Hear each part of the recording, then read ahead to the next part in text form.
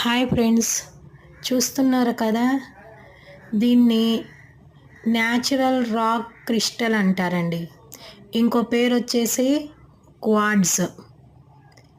మనకు దొరికే రా స్టోన్స్ని పాలిష్ చేయించాక ఆ రాక్ క్రిస్టల్స్ ఇలాంటి షేప్స్ని పొంది అవి మనకు కొన్ని సైంటిఫిక్ ఫినామినాస్ని చూపిస్తూ ఉంటాయి.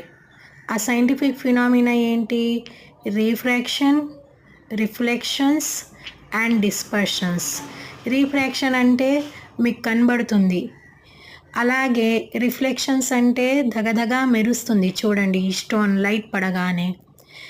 డిస్పర్షన్ అంటే ఏంటి? Number of colours light pass అయినప్పుడు అది నంబర్ ఆఫ్ కలర్స్ని క్రియేట్ చేసిద్ది, అంటే రెయిన్బో లాగా రెయిన్బో కలర్స్ని ఎఫెక్ట్ని చూపిస్తూ ఉంటుంది. మనకు చుట్టుపక్కల మొత్తం రెయిన్బో షేడింగ్స్ కనబడుతూ ఉంటాయి. Thank you.